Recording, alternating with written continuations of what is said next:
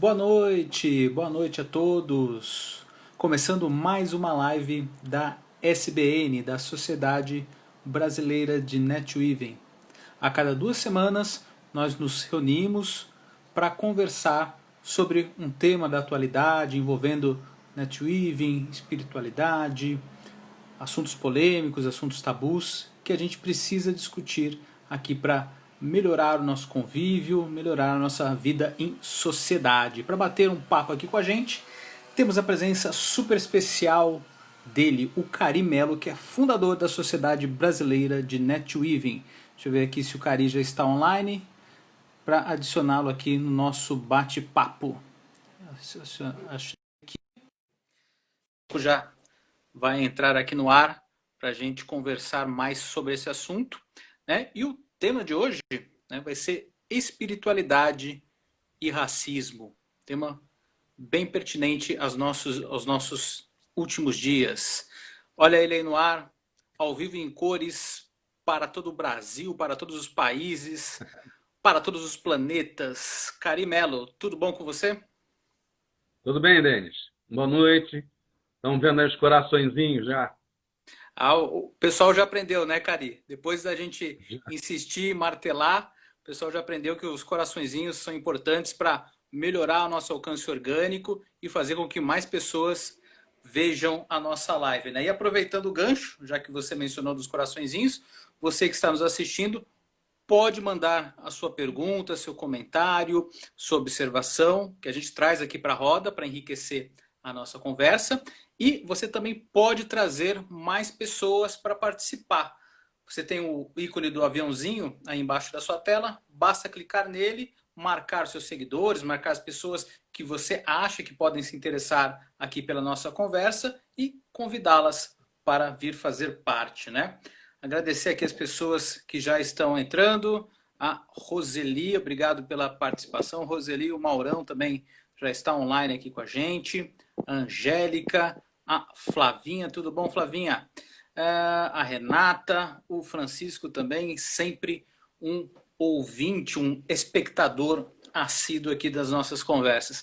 Cari, espiritualidade e racismo. Algumas pessoas, quando viram o tema, né, ficaram curiosas, né, perguntaram o seguinte, mas o que espiritualidade tem a ver com racismo? E eu repasso a bola para você. O que espiritualidade tem a ver com racismo? Bom, primeira coisa para a gente adentrar a esse assunto é a gente entender o seguinte: seja o que for que a gente vai falar aqui sobre racismo, sobre espiritualidade não, mas sobre racismo, o importante é a gente entender que a gente está precisando levantar esse assunto, né? A gente precisa falar desse assunto. Então não tem certo, não tem errado. Obviamente que um assunto desse tem coisas que eu vou falar que tem pessoas que vão gostar, outras que não vão gostar. Quer dizer, por quê? Porque é um assunto tão profundo e tão amplo, né, que tem vários matizes aí, né, de entendimento, né? Então a primeira coisa é essa. O importante quando se decidiu fazer esse tema foi justamente começar a trazer esse assunto, né? Que o Roda Viva fez com o Silvio de Almeida na segunda-feira, e a gente agora tem visto isso, porque nunca se falou disso, né? Então, nunca se falou de racismo, se fala de racismo de uma forma superficial, não se tem verdades absolutas sobre isso, né? A única verdade que se tem é que existe o racismo, né? Existe a desigualdade, existe a injustiça, e então esse eu acho que o grande objetivo nosso é agora começar a aprofundar em alguns assuntos como esse. E qual é a relação da espiritualidade com o racismo? O que eu vou tentar mostrar é que uma forma de você minimizar isso, não de resolver, porque isso a solução disso passa por processos extremamente profundos e amplos, mas todos eles vão ter que ser permeados por um entendimento de uma espiritualidade que entenda o ser humano como uma alma, né? Além do seu corpo, né? Que entenda o ser humano com seus potenciais, com seus defeitos, suas qualidades, com as suas contribuições, muito além do corpo, se ele é gordo, magro, e muito menos se ele é negro, branco, se ele é judeu, se ele não é judeu. Quer dizer, a gente vai ter que transcender nesse nosso processo, nesse nosso desafio, que é o primeiro que está vindo, é esse desafio do coronavírus, é a gente entender que, antes de tudo, nós somos uma alma, né? que estamos vivendo num corpo, né? E seja ele qual for, velho, novo, né? Então, eu acho que a primeira correlação que eu digo é isso. Eu diria que o antídoto para minimizadores do racismo de curto prazo é a espiritualidade. A espiritualidade também é um caminho para que a gente possa, a médio prazo, diminuir as injustiças, e diria que é a solução de longo prazo, né? Enquanto o ser humano não entender que nós somos, antes de tudo, almas encarnadas num corpo temporário, a gente não vai conseguir sair dessa bobagem que se chama racismo, preconceito, né? Essa coisa toda, né? Perfeito. Cari, você citou a entrevista com o Silvio Almeida, né? Que foi realizada no Roda Viva na segunda-feira. Aliás, estava vendo aqui, entrou entre as top 10 de audiência, né? Muito bom saber, né, que esse tema foi debatido e que causou essa audiência toda, né? Sinal que as pessoas estão interessadas, estão procurando também se informar. E tem também, entre os livros mais vendidos, né, vários que abordam o racismo, né? Tem o livro da Djamila Ribeiro, né, que já ocupa algum tempo até o top 5, né, dos livros mais vendidos. Então é sinal que é um assunto que está em evidência e que as pessoas têm procurado se informar. Isso é um ótimo sinal. Mas ele falou uma coisa que eu achei, entre as várias, né, que ele mencionou durante a entrevista no Roda Viva, que ele falou o seguinte: olha, o racismo envolve a solução do racismo envolve a participação dos brancos, né? Não é só para que o racismo seja discutido, né, entre a raça negra e que os brancos sejam excluídos e que eles precisam aceitar as coisas como elas são. Não, tem que ser uma participação inclusiva, né, de todos. A pauta tem que ser desenvolvida e os brancos têm que entender, estudar,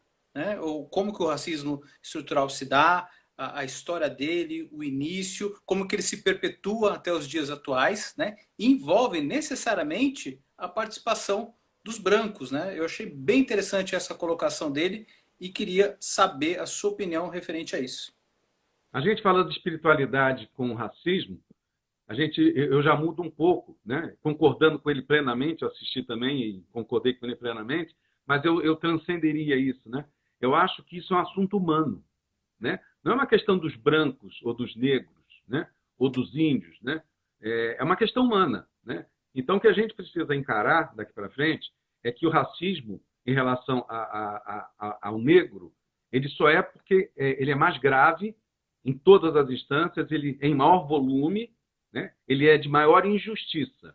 Então, eu acho que até para a gente não falar de negro, branco, eu diria que isso é um tema humano, né? A humanidade precisa discutir isso, porque se ela discutir o racismo negro, que é o mais grave, ela também vai discutir o de índios, os problemas religiosos, os preconceitos também em relação à sexualidade, né? Então, acho que nós estamos precisando discutir essa questão do humano, né? O que nos faz humanos, né? Qual é a diferença da gente para os animais, né? Aonde que entra a nossa compreensão? Aonde que entra a nossa empatia? Aonde que entra a nossa generosidade? Aonde entra a nossa responsabilidade, como a gente falou em outra live, né? Em relação à violência social, né? Que é o grande, eu diria que é o mais grave, a mais grave consequência do racismo é a violência social, né? Então, uma das coisas para começar, eu queria colocar que o racismo, para mim, ele é normótico. O que é a normose? A normose é a patologia da normalidade. É quando algo que é completamente maluco se torna banal, se torna comum, se torna dizendo, é assim mesmo, então sempre foi assim, vai continuar sendo assim. Então nós precisamos sair desse estado de normose, dessa insensibilidade, né? Inclusive em outros temas. É que o racismo, para mim, hoje é o mais grave. Mas em todos os temas. Que é sair dessa coisa de que sempre o brasileiro ele é passivo, o brasileiro é carnaval, né? Samba, não sei o que lá. Não é assim, né? Então, eu acho que tem coisas que são patológicas que a gente precisa começar a encarar e dizer o seguinte: nós somos malucos. Nós somos uma sociedade maluca que aceita determinadas coisas passivamente, né? A gente aceita coisas da economia, a gente aceita coisas da política, a gente aceita coisas do cotidiano de convivência, que eu diria que a maioria delas, Denis, inclusive, são legais em termos jurídicos, mas não são morais. Né? Por isso que, em algum momento, né, a questão de desobediência civil, não estou aqui incentivando ninguém a fazer, mas a gente vai ter que fazer de alguma forma, em algum momento, de uma forma ordeira, como já está se fazendo, por causa disso. Por quê? E se tem coisas hoje que são legais, em termos jurídicos, mas não são morais. São completamente imorais. Né? Se você hoje avançar na periferia, se você avançar nas favelas, você vai ver que é imoral. Né? A gente sabia que hoje 100 milhões de brasileiros não têm saneamento básico. Isso é uma vergonha. Cara. Isso é vergonhoso. E aí? E vai se discutir que a economia é mais importante do que as pessoas? Então, quando a gente está falando de racismo, nós estamos falando de uma série de itens que não é só a questão do negro. A questão do negro é porque o negro representa de 50% a 70%, falam em 52%, 56%, mais de 50% a 70%, se você colocar algumas outras nuances de números aí. Então, como é que isso pode ser normal? Né?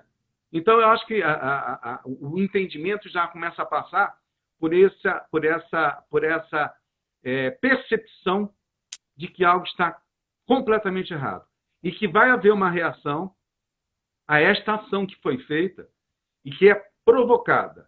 Né? Na realidade, o racismo, o negro no Brasil, eu não diria que é um projeto intencional, mas ele é um projeto que talvez não tenha nascido intencional, mas ele é mantido de forma intencional. Manter a ignorância. A ignorância é um bom negócio. A ignorância mantém a mão de obra baixa. Né? A ignorância mantém as pessoas lutando pela sobrevivência, principalmente o negro. E tem um item também, que eu já vou engatar aqui, que o Ciro até fala da questão que tem 3 pilares aí da questão do racismo, que é a economia política e, se não me engano, é a subjetividade. E eu vou incluir mais uma, que é a genética. A gente que segue aqui a questão da epigenética, do Bruce Lipton, da biologia, né?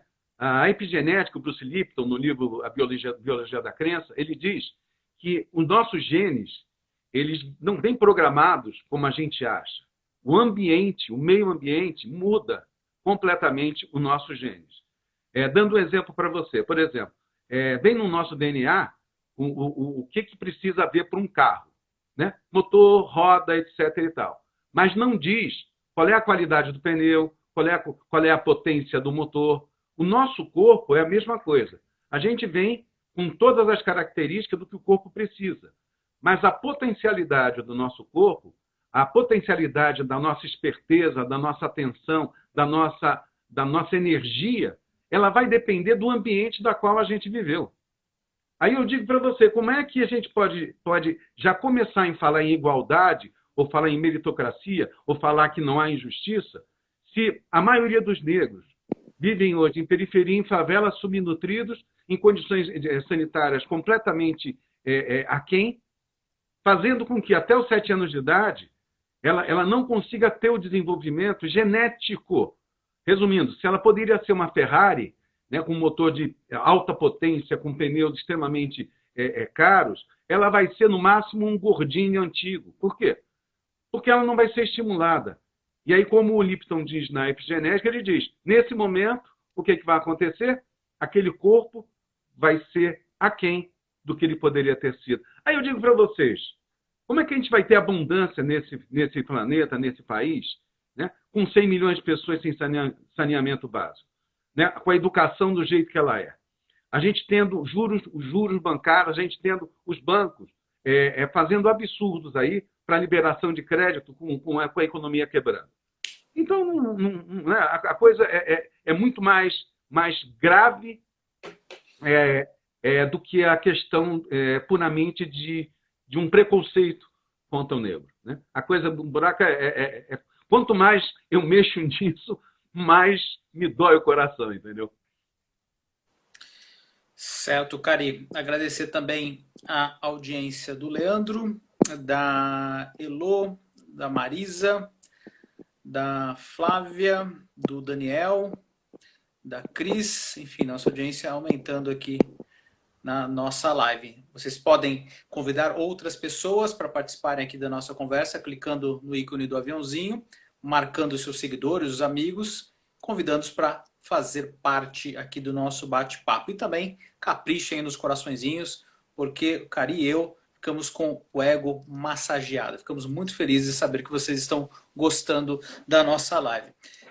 Cari, você sente que houve um retrocesso nas conquistas ou no debate referente ao racismo no Brasil? Por exemplo, nós vínhamos nos últimos anos, né, observando, né, a questão da obtenção de cotas, de políticas públicas, e do governo Bolsonaro para cá, a gente viu que isso foi começando a ser relativizado, né?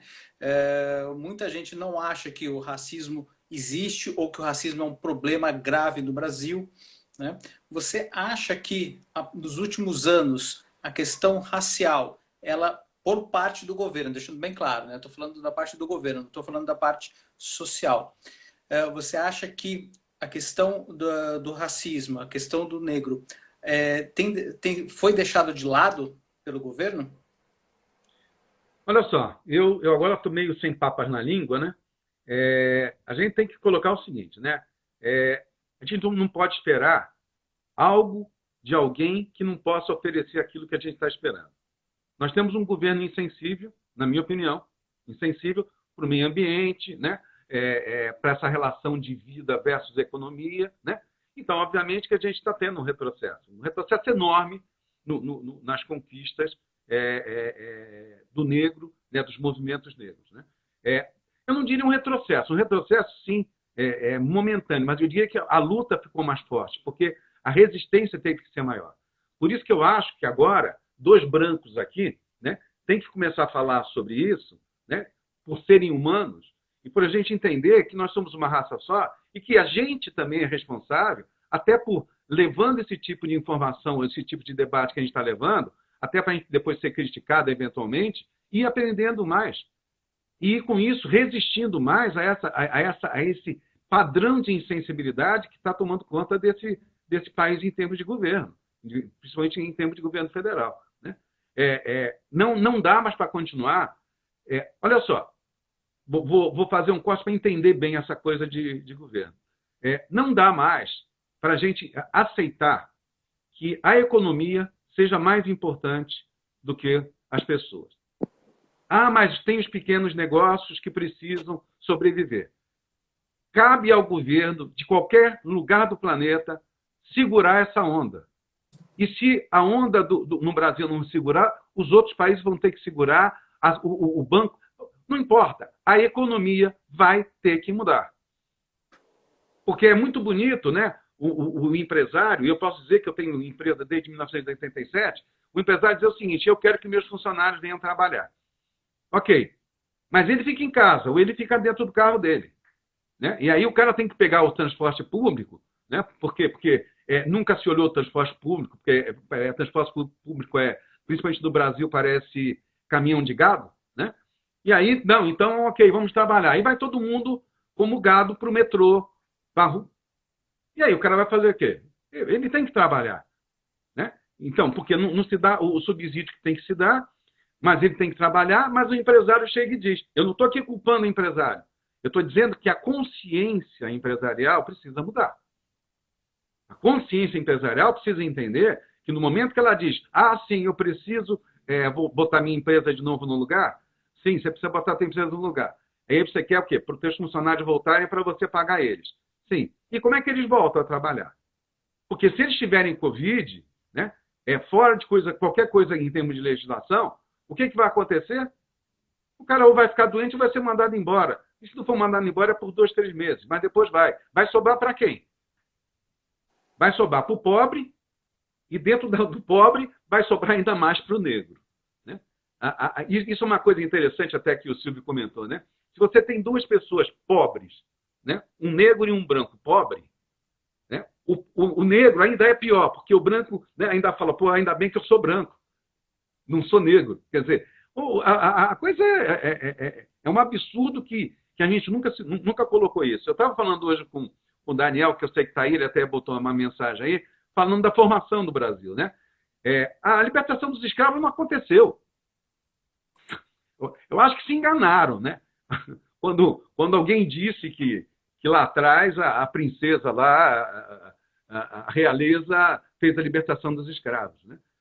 E por uma questão econômica, né? Não por uma questão humanitária, né? A libertação dos escravos foi muito mais por interesse econômico do que por uma questão humanitária. E isso tão é verdade que não houve um plano após a libertação dos escravos de você fazer o quê? Realmente a inserção, né? É uma vergonha. Então, você libertou os escravos saíam, os que saíam da senzala, passavam uns dias voltavam, porque não tinham o que fazer, não sabiam o que fazer. Eles foram condicionados, como eu disse, da genética, eles já nasceram até os 7 anos de idade, completamente cheio de condicionamento, de crenças que determinaram que ele é um escravo, né? Aí é que a gente fala até do Matrix, é um escravo da mente dele. A limitação dele, aquela Ferrari que aquele negro poderia ser, né, dentro da genética dele, ele passa a ser o quê? O que eu falei, passa a ser um fusquinha, entendeu? E aí como é que ele vai fazer? Ele vai para o mercado, né? Ele sai da senzala e vai para o mercado, né? Tem um livro que eu li que diz que quando eles chegaram e avisaram para o pessoal da Casa Grande, né? Cozinheiras, babás, chegaram, olha, agora vocês são livres, né? Aí tinha uma cozinheira lá cozinhando, e aí olhou, sou livre? Tá bom, continuou cozinhando. Não mudou nada, né? Aí, de repente, o cara deixou de não pagar salário para começar a pagar salário. Mas, porque uma coisa importante nessa formação do Brasil é a gente entender isso. A questão não é só educacional, é de assimilação da educação, de assimilação do entendimento daquilo que se ensina. Então quer dizer que a raça negra tem limitação? Tem. Como todo pobre tem. Por quê? Porque até os 7 anos de idade ele é tolhido de condições nutricionais, de condições de saúde, de saneamento, além de ser colocado uma série de crenças nele, né? Como você nunca vai ser uma pessoa de sucesso, ou você nasceu pobre e vai continuar pobre, né? Você é negro e não se... essa foi a melhor que escutei numa periferia. Você é negro, não se mete a besta com essas coisas, fica no seu lugar, né? Quer dizer, o que é uma mãe negra dizer para um filho negro, larga a mão de ser besta e fica no seu lugar? Quer dizer, é todo um condicionamento, é toda uma cultura do subconsciente que faz com que a pessoa acredite que ela é menos, acredite que ela realmente não consegue, que acredite que aquilo é justo. Então, por isso que agora a gente tem que falar de humanidade e usar o negro como para a gente se redimir enquanto humanidade. Temos que usar o case negro para se redimir. Por quê? Porque é uma vergonha, cara, né? É uma vergonha o que a gente hoje tem como humanidade. Eu já tenho essa sensibilidade com racismo há muito tempo, né? Tem meu amigo aí, o Maurão, diz aí que eu sou branco de alma negra, né? Porque eu tenho uma relação realmente com toda a cultura negra e tal, né?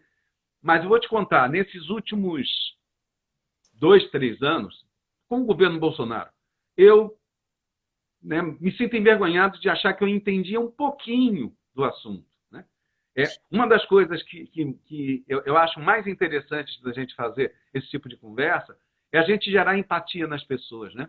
Eu até falei para o Mauro hoje que depois dessa live a gente poderia fazer pela primeira vez, pelo Zoom, juntar 3, 4 pessoas aí da raça negra e a gente fazer um grande debate e transmitir esse debate com cases. Os negros contando para a gente o que eles passam no dia a dia, eles contando para a gente as situações. Eu sei que o Mauro passou por uma série de situações extremamente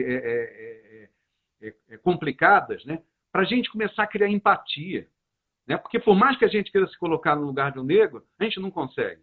Por mais empatia que eu queira ter, eu não consigo, né? É muito mais profundo. Por quê? Porque eu não nasci com isso, né? Eu não nasci com isso que eu digo, com essa condição. com esse entendimento, né? Com essa restrição, entendeu?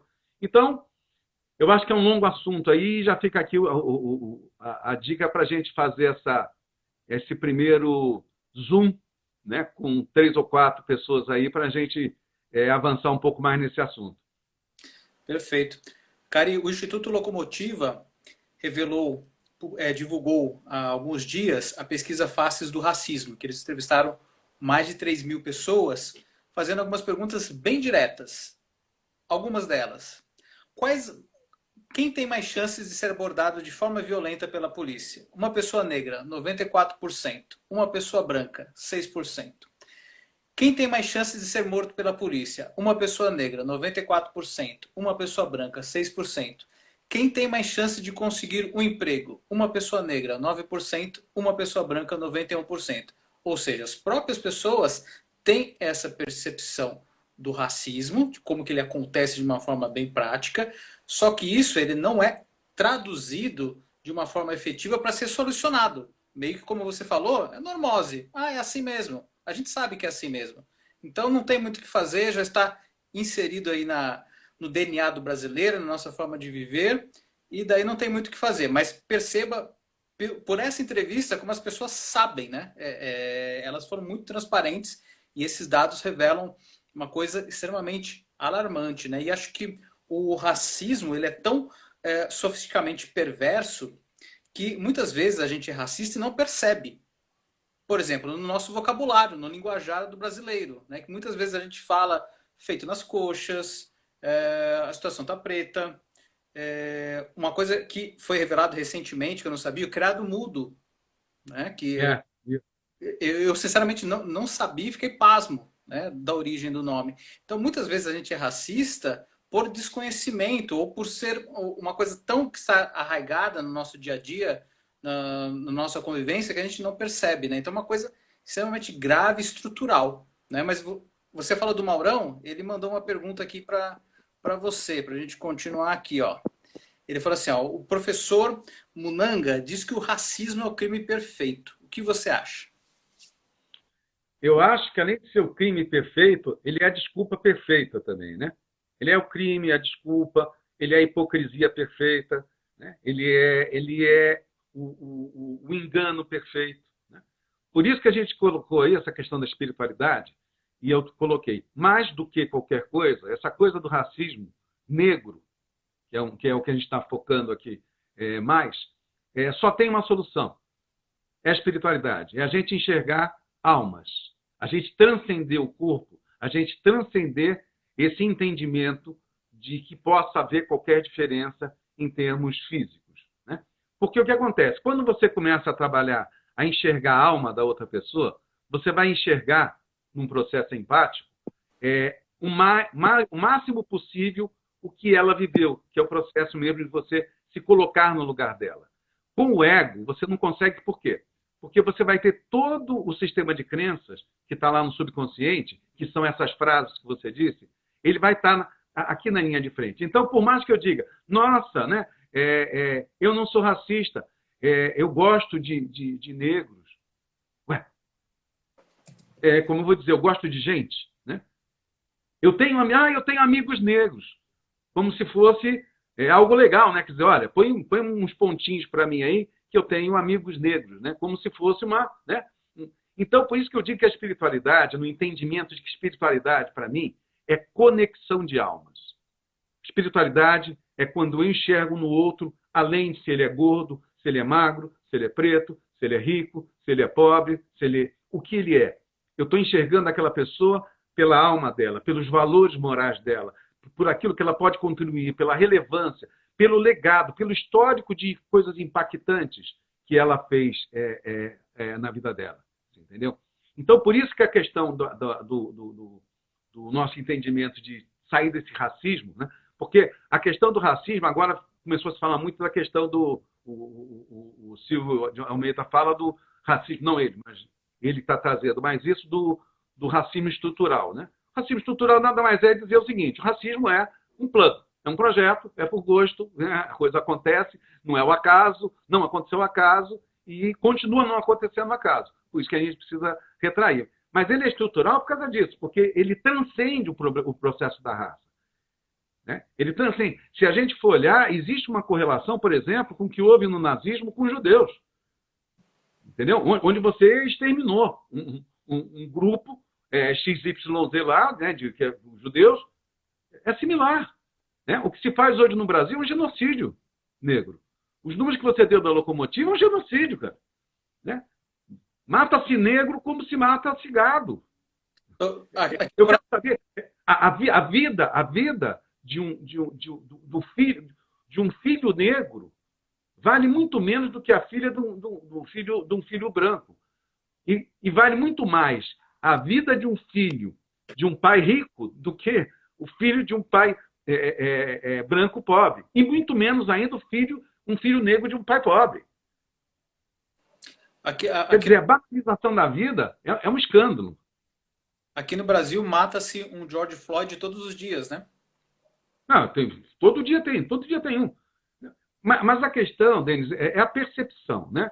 Como você falou, voltando ao governo, mas voltando, não vamos só meter o pau no governo. Vamos botar do meio empresarial das pessoas de negócio, né? Ah, mas são 50 mil pessoas que morreram, né? Ou antes lá era gripezinha, não sei o quê, não sei o quê. Peraí, cara, se morrerem 2 mil pessoas,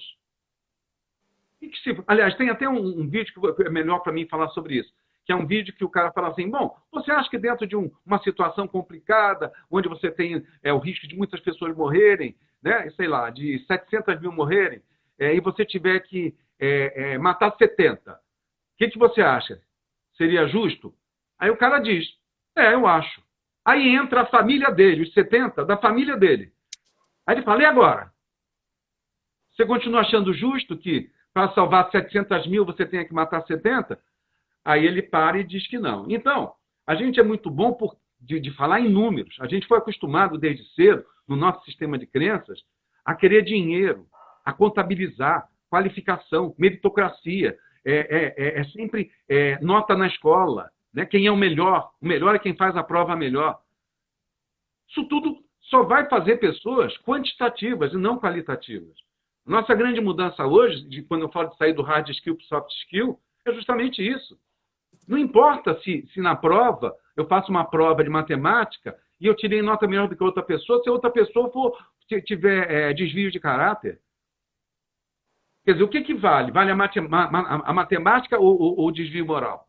Ah, são as duas. Lógico que são as duas. Mas o que vale em primeiro lugar? Em primeiro lugar, o que vai valer é o quê? É os valores morais. Depois vem o hard skill. O que vai valer primeiro sempre é a vida. Depois vem a economia. Porque a economia, dinheiro se fabrica. E a gente sabe disso. Vou falar uma coisa para você. Né? O Brasil já passou por outros problemas de crise. E se recuperou. Agora, quando foi e por que eles estão foi dado esse auxílio de 3 meses de R$600 e agora querem seguir para mais 500, 400, 300? É porque eles amam as pessoas? É porque eles estão realmente com pena das pessoas? É pelo que nós falamos na outra live, até quem não assistiu, está lá no site da SBN, o ivem.com.br, é porque eles estão com medo da violência urbana. Estão com medo que a violência social leve à violência urbana. Eles têm que acalmar essas pessoas. Porque começaram a ver que tem 46 milhões de invisíveis. De 46 milhões de invisíveis, quantos são negros? 90 e poucos %. Aí você começa a ter, nos Estados Unidos, um movimento negro mais agressivo. Você começa a ter uma reação mundial dos seres humanos como um todo, mais agressiva ou mais firme. Não pode dizer nem agressiva, mais firme. Né? E aí? Você acha que eles não estão com medo? Lógico que estão com medo. Né? Agora resolveram fazer que vão botar saneamento básico para 100 milhões de pessoas no Brasil que não tem saneamento básico. Por que não se fez isso antes? Por que antes não se deu ajuda? Né? Quando colocaram o Bolsa Família, aqui eu não quero falar, porque para mim todos os governos, o sistema é falido. Mas quando puseram o Bolsa Família, o pessoal reclamou do Bolsa Família. Se não tivesse Bolsa Família, nós já teríamos tido uma convulsão social. E lembrando que parte desse pessoal do Bolsa Família, né, entre aspas, né, são policiais também, são policiais militares, policiais civis, que ganham às vezes merreca, que arriscam a vida deles por nada. Você entendeu? Então, por que não se fez isso antes? Por quê? O problema é um racismo estrutural e uma estrutura, como eu falei, de ignorância estrutural, para que haja mão de obra barata, para que continuem os lucros aumentando de forma abusiva, para que os juros bancários sejam cada vez mais abusivos e para que você continue crescendo esse abismo socioeconômico que não vai terminar bem. Ou a sociedade vai, que nem a gente está fazendo com a SBN, trazendo essa questão da generosidade, da espiritualidade, dessa questão da cidadania, né? Para ver se as pessoas acordam, ou que a gente vai ter daqui a pouco o quê? Os condomínios vão ter que altura de parede e quantas câmeras e quantos policiais para proteger um condomínio. Você vai ter que blindar o seu carro de que tamanho? Porque o pessoal está cada vez com armas mais violentas. Você não vai poder sair, vai ter que entrar o shopping center, vai ter que ser carro forte para você entrar e sair, quer dizer, não dá, cara. Né? Então, por isso que eu acho que essa questão do estrutural, né, a gente só vai conseguir fazendo políticas públicas diferentes. Mas as políticas públicas com o entendimento de que nada é mais importante do que a vida. Nada. Não tem essa história de economia para boi dormir. Ah, nós temos um sistema tal. Porque quando o sistema quer, ele resolve os problemas econômicos. Entendeu? Então, ou a gente vai, como sociedade, como mundo, como planeta agora, optar pela vida, pela natureza, pela vida, porque é isso que vai manter a gente nesse planeta. A economia é uma grande historinha que contaram para a gente, que muda toda hora. Né? Só quebra quando quer. Né? Não empresas. Os sistemas financeiros só quebram quando eles querem. Quando eles não querem, eles fabricam dinheiro e a gente sabe que não falta no planeta riqueza. O nosso problema é distribuição de renda, entendeu? Dá-se um jeito. Revoltado. O dinheiro está em algum lugar, pode não estar com você, mas ele existe e está em algum lugar.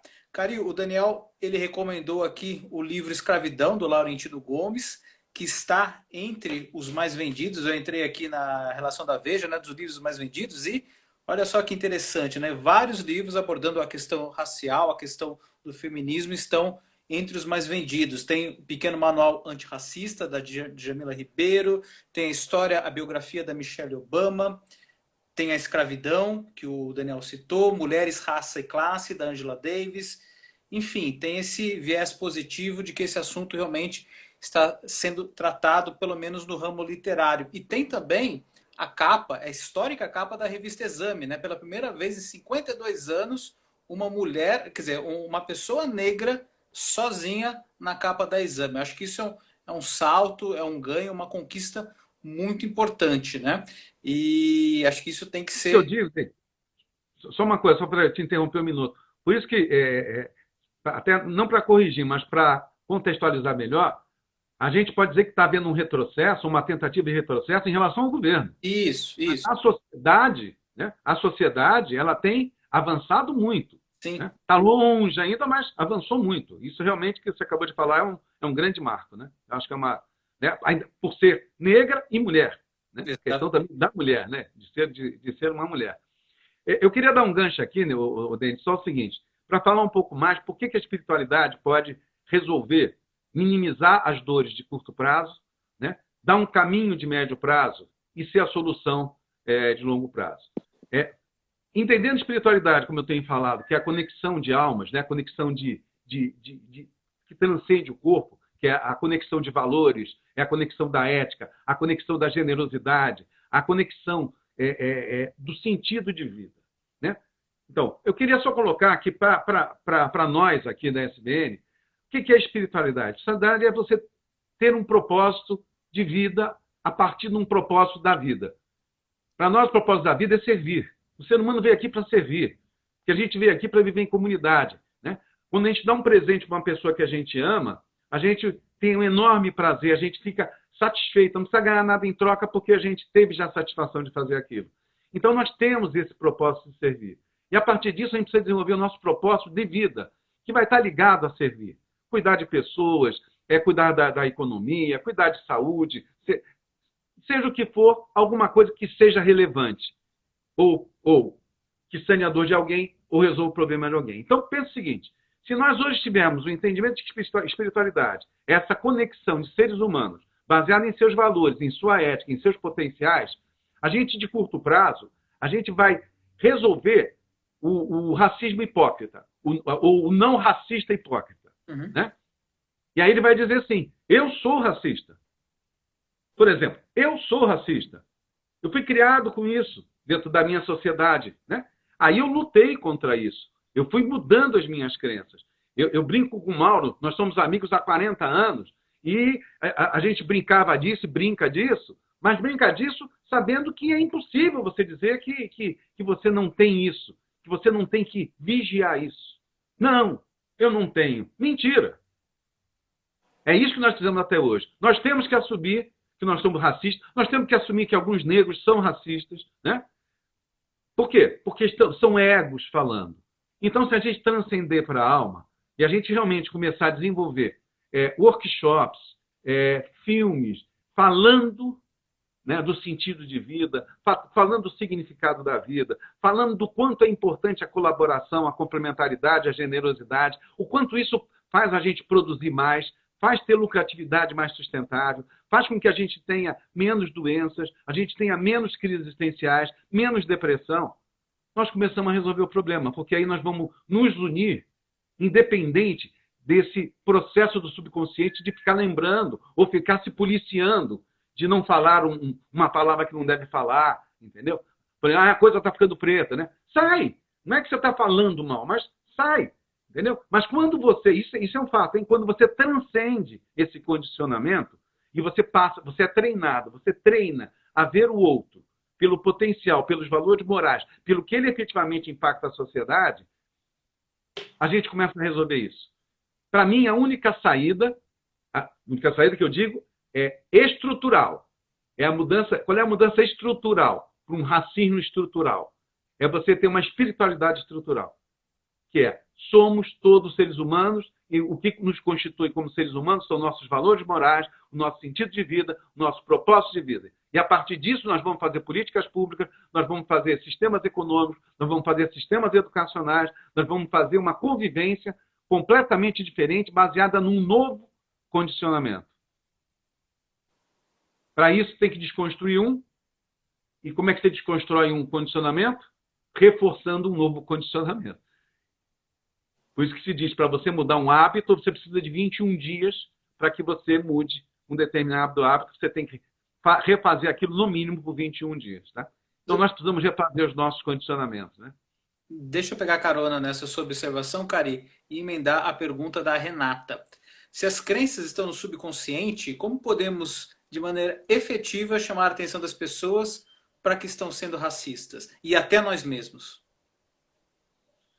Bom, em primeiro lugar, sabendo que as crenças estão no subconsciente, sabendo que é subconsciente. Né? Uma das coisas aí que até o nosso grupo de estudo tem, que eu vou abrir outros aí, quem tiver interesse, inclusive, é só avisar aí, porque eu vou criar outros grupos de estudo. Então, em primeiro lugar, nós temos que saber o que é crença limitante, que essas crenças limitantes estão no nosso subconsciente e que as pessoas que não sabem disso, elas precisam de um processo de abordagem todo especial. Quando eu vou atender uma pessoa, independente, aí não estou falando de racismo, porque eu vou primeiro entender quais são as crenças dela, qual é o histórico de família dela, qual os traumas que ela teve, né? Tudo, o contexto de vida, a visão de mundo que aquela pessoa tem, para mim poder saber que abordagem que eu vou fazer para ela, para que eu possa levar uma mensagem e ter efetividade na mudança de visão de mundo dela. Então, como é que a gente vai fazer com uma pessoa que é racista? Ou que acha que não é racista? Não vai importar se é racista ou se ela acha que não é. É a gente falar sobre o assunto, abordar o assunto dizendo, nós somos racistas. Você já assumiu isso ou não? Não. Não, mas eu não sou. Sim, você é, e não tem problema. No sentido de que, se você assumir que você você vai se policiar mais e você vai poder recondicionar a sua forma de ser, e aí você vai sim poder, de uma forma natural, depois de um tempo, naturalmente você não será mais racista, sim, na sua alma, e a sua alma não vai expressar isso através do seu ego. Então, respondendo a Renata, é mais ou menos isso. A gente tem que entender o outro, para educar o outro, para mostrar para o outro as hipocrisias, para mostrar para o outro que muitas vezes ele foge. As pessoas fogem das suas dificuldades. Ninguém quer escutar a verdade, né? As pessoas dizem, eu digo para as pessoas, como é que você cura um câncer? Qual é a primeira coisa para curar um câncer? É saber que está com câncer. Se você não souber que está com câncer, você não vai curar o câncer. O segundo ponto para você curar um câncer, depois que você soube, é você aceitar que tem câncer. E terceiro, é sabendo, aceitando que tem câncer, fazer o tratamento para curar o câncer. Então, vamos levar isso para o racismo? É a mesma coisa, né? Dizer do racismo, falar que a pessoa tem e depois falar do tratamento. E o tratamento é o quê? É esse policiamento da nossa mente, do nosso subconsciente, da nossa forma de ver o mundo e trazer uma nova contextualização, novas crenças, trazer novas visões de mundo, para que a gente, repetindo isso ao longo do tempo, a gente recondicione o cérebro e a gente naturalmente comece a ser seres humanos. E a gente possa ser uma humanidade que tem características diferentes, mas uma humanidade que se reconhece pelos valores morais, pelo propósito, pelo sentido de vida, independente de religião, de opção ou análise sexual, ou cor, raça, ou seja lá o que for, né? Eu acho que nós estamos, Dendi, num momento muito propício para isso, porque as pessoas estão voltando para suas casas, né? Eu estava vendo uma live do Roupa Nova e um dos integrantes falou, uma das coisas, né, independente do sofrimento humano que todo esse processo me trouxe, foi porque eu era um visitante na minha casa. E agora eu estou morando na minha casa, né? Eu estou vivendo na minha casa. E também uma segunda coisa que eu vi, a espontaneidade, né? Eles fizeram com o Daniel essa live e eles não tinham ensaiado, né? E fizeram a live. Outra coisa importante, patrocinada, e qualquer um pode ver. Não tem que mais pagar R$200 para ir numa casa de show. Pessoas que não podiam ver show estão vendo esses shows. Então, esse entendimento, né, dessa humanização, dessa coletividade que vai entrar o racismo. Aí ele vai ficando pequenininho. Nós estamos falando de todos nós temos acesso à educação, todos nós temos acesso à cultura, todos nós nos enxergarmos como codependentes, co-criadores da nossa realidade. Imagina só o seguinte, Denis, quantas pessoas que foram constituídas como fusquinhas na sua genética lá até os 7 anos de idade, né? Quantas Ferraris se transformaram em fusquinhas? Você imagina se dessa massa de 100 milhões de pessoas que não tem saneamento básico, quantas fossem Ferraris? Que mundo que a gente ia ter, cara? Aonde que a gente ia ter carestia, escassez? Então, isso é ser vergonhice nossa, né? No bom sentido, né? Isso é hipocrisia nossa. Então, nós temos que enxergar o seguinte, esse sistema de querer concentração de poder tem que acabar. Nós precisamos humanizar, nós precisamos escancarar que a ignorância é um bom negócio, que nós temos que acabar com essa ignorância e nós temos que tirar a bunda da cadeira, que nós estamos tirando e outras pessoas estão tirando, para que a gente mude essa realidade e a gente possa efetivamente enxergar um horizonte onde a gente possa olhar um para o outro e falar, eu sou um ser humano e você é um ser humano. É isso aí. Agradecer a audiência do Paulo, da Carmen, quem mais entrou? A Mônica Servini, Josilei, obrigado pela presença. Aí eu aqui.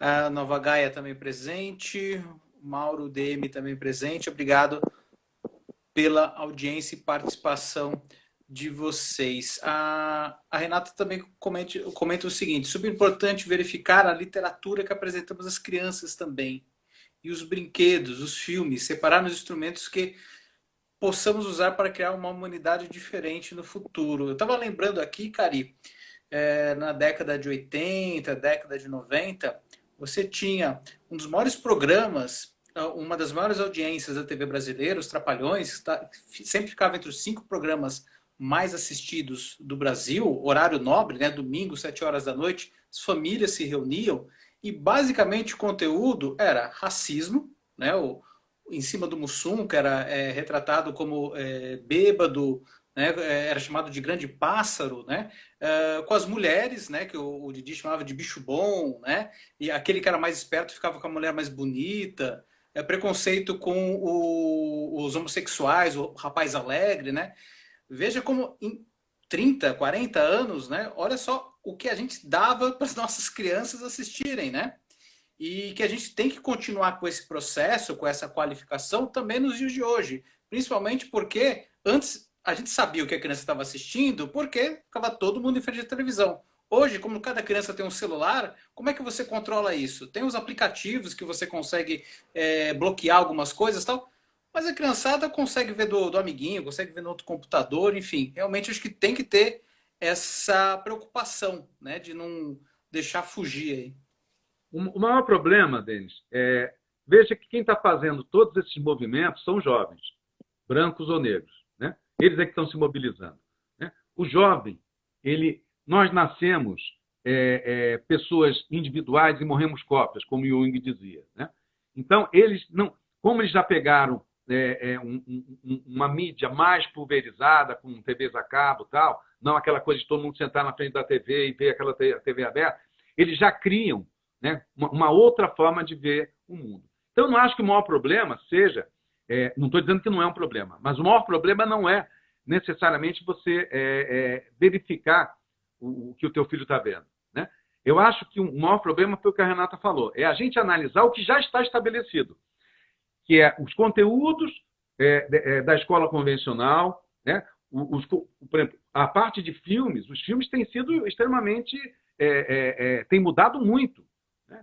Os cineastas têm mudado bastante. Né? Você hoje vê muito mais preocupação em não divulgar coisas que possam enaltecer ou criar esse tipo de coisa. Então, a gente já está vendo isso. Mas o que eu acho muito grave é no sistema educacional convencional. Né?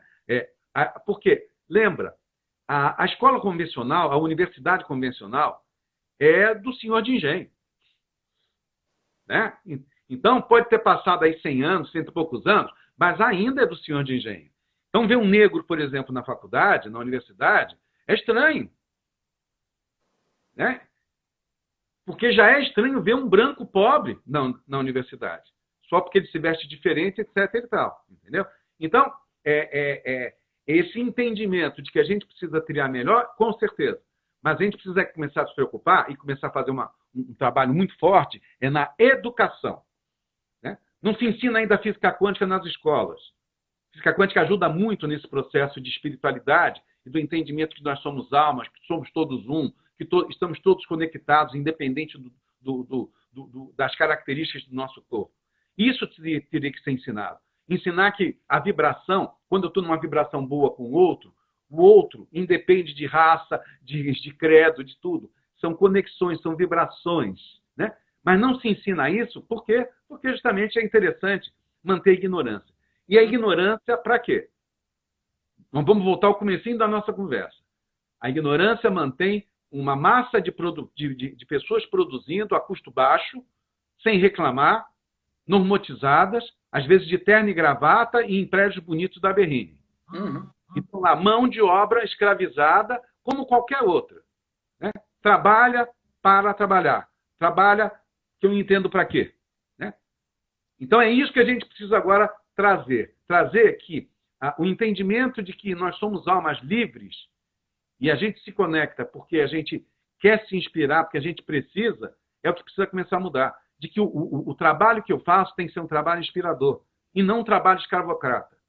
Porque o que aconteceu é que o negro já veio nessa coisa de que ele continua escravo. Só que aí sabe o que aconteceu? Né? Além de ter toda a massa de escravos negras, veio um monte de escravos brancos também. Né? Se você pegar 50 anos atrás, você tinha as favelas 100% de negros. Hoje você já tem lá um grande percentual de brancos também. E se tiver japonês, vai japonês, porque o sistema é um sistema que ele vai jogando na favela, na periferia, para a mão de obra barata. Ou vai jogando na Berrine, né? Vai jogando nos escritórios, né? Para as pessoas aprisionadas. Né? A pessoa, às vezes, pode estar na praia e está lá aprisionada, porque se ela não trabalhar, dançou. Né? Uma das coisas que eu fiz há 15 anos, só para fechar aqui, há 15 anos, foi ninguém me põe mais coleira. Estou falando isso só por quê? Porque é possível. Né? Então, nesse momento, você sabe, né? O Pluri tinha 15 anos, casa, a gente com um escritório enorme, é hora de parar, amanhã é o dia que estou entregando a casa, estamos se reinventando e fazendo as coisas. Por quê? Porque a vida é assim, a gente vai, faz, vamos, né? Essa liberdade de ir e vir, da gente ser o que a gente quer. Né? Eu sei que você está controlando o tempo aí. A gente está chegando no nosso tempo regulamentar, quase estourando aqui a 1 hora de live. Agradecer, então, todo mundo que participou. A Josilei fez uma observação importante, né? O processo de negação impede a busca pelo conhecimento sobre o que é racismo e como combatê-lo. O Maurão também comentou aqui, ó, não basta ser contra o racismo, é necessário ter atitudes antirracistas. Mas isso não deveria começar dentro de nós mesmos, em nossas casas, no nosso dia a dia? O que de fato estamos fazendo? Você já acabou abordando, né, respondendo essa pergunta. E acho que para finalizar, né, cabe aqui o convite para que todo mundo acesse o site da SBN. Eu deixei fixado no comentário aí, o even.com.br. Lá você encontra artigos, vídeos, toda informação referente à SBN, pode inclusive se cadastrar. E para encerrar, Cari, qual o seu recadinho final em 1 minuto, por favor? Bom, meu recado final nós precisamos combater esse sistema.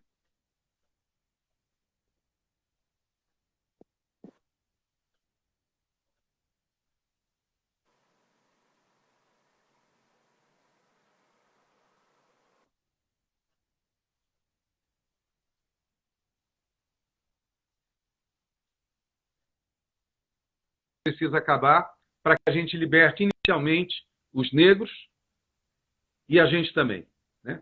Eu acredito que com a espiritualidade, com o entendimento de generosidade, com o entendimento de complementaridade, com o entendimento de colaboração, a gente consiga criar a base de sustentação de uma nova sociedade, de uma sociedade onde a gente se enxergue, as conexões sejam feitas pela alma e não pelos corpos.